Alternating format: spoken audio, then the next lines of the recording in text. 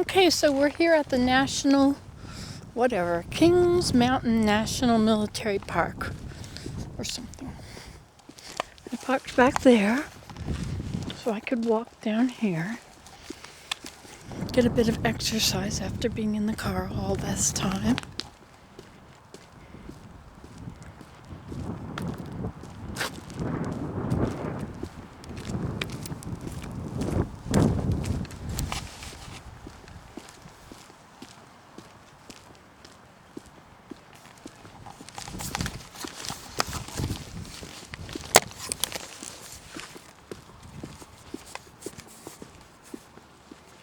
Two parks, one mountain.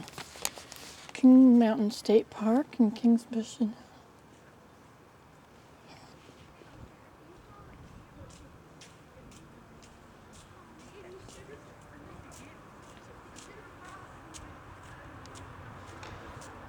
So this is a battlefield here.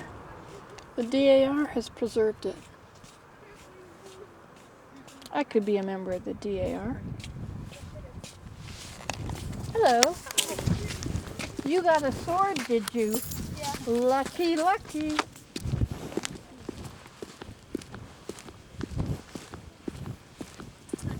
Hello. Hi, how are you? Fine, how are you? Thank you.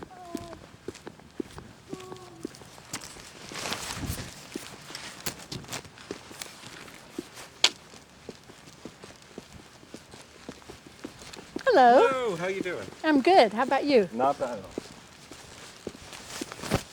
So there was a battle fought here. Revolutionary War? Or did they say 5 wars? I don't know what they said.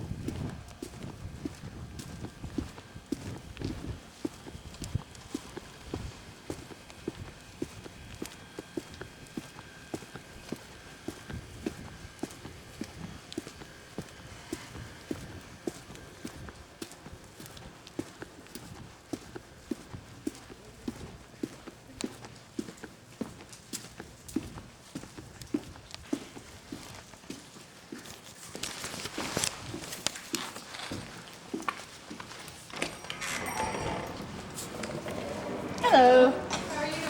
Fine. Is there an admission? I mean, it's free. Okay, thanks. We close in about 15 minutes. Really? I'm just in time. Wow, that's pretty cool.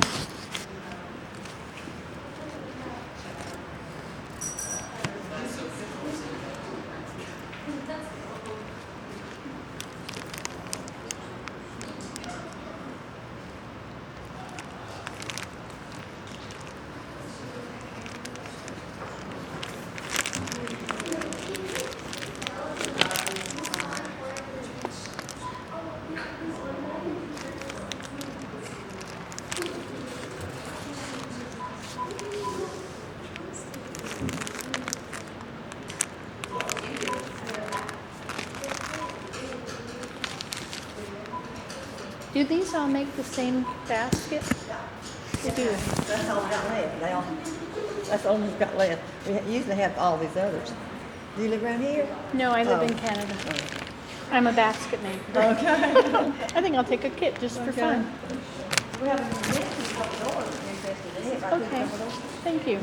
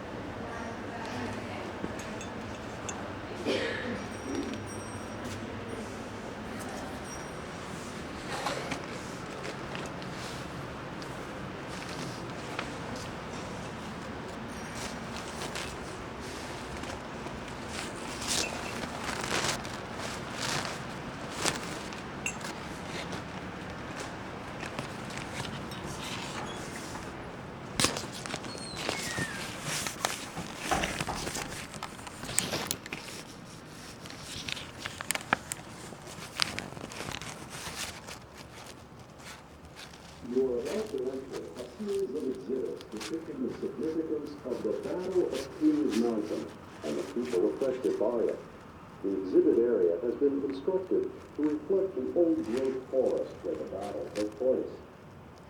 6 replicas of tree trunks, each more than 6 feet in diameter, house the individual exhibits. As you enter each tree, the exhibit will surround you with large illustrations, audio descriptions, and quotes depicting the perspectives, people, and events that made Kings Mountain significant. This exhibit is titled Witnessing the Wonders of Faith.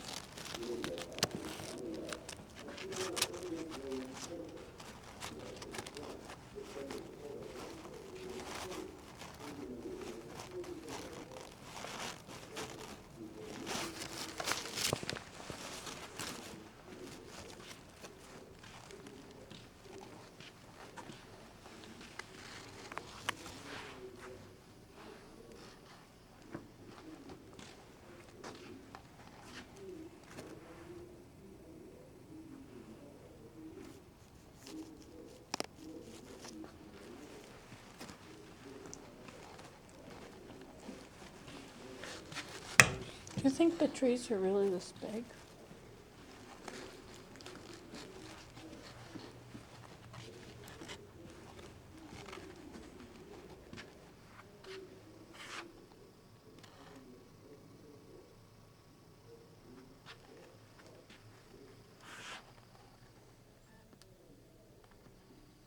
This exhibit is entitled The British Army's Southern Campaign.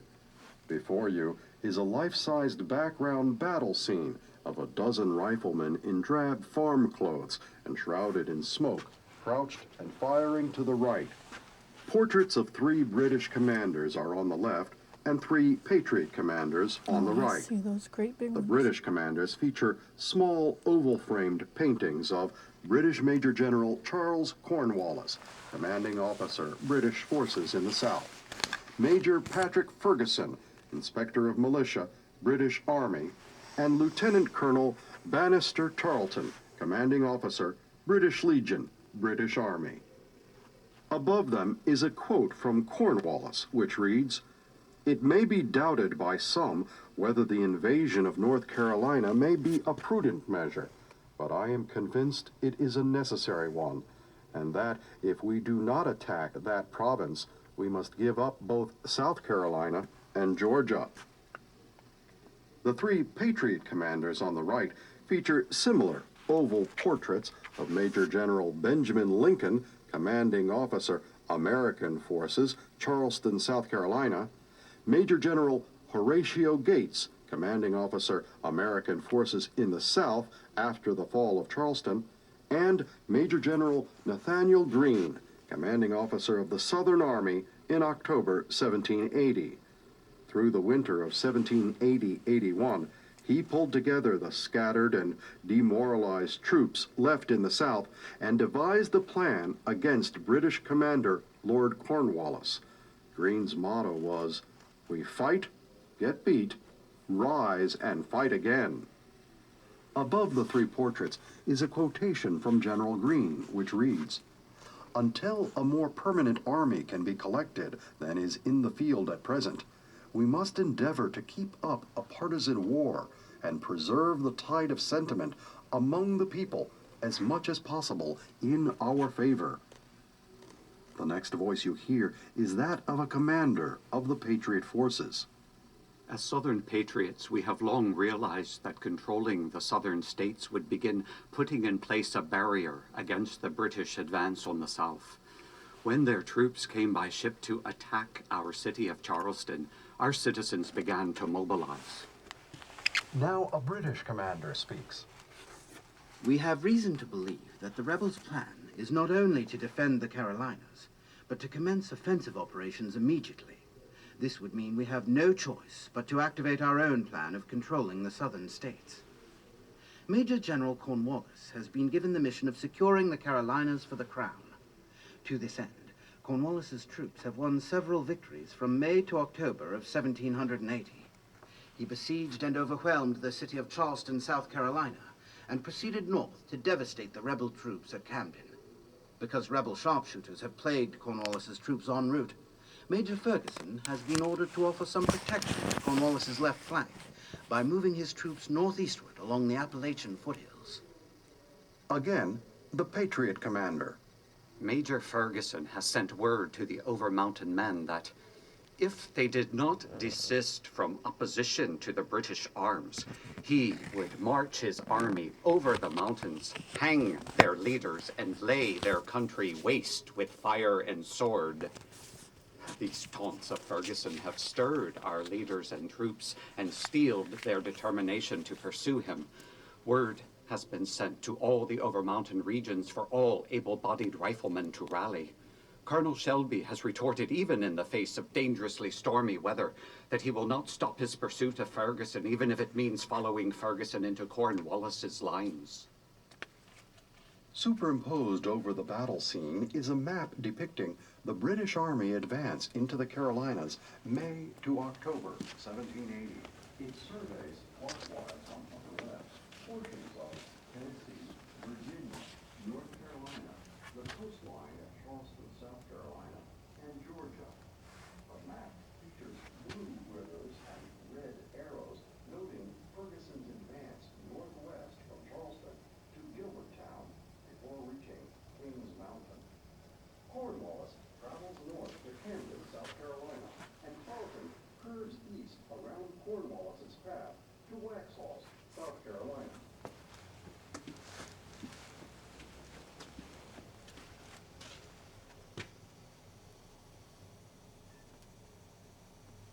This large illustration is titled Patriot Militia. It shows three men fighting from different stances protected by a tree. One of these men is braced against a gnarled tree trunk, aiming his rifle to the right. At the left are two illustrations of other men. In front, a man.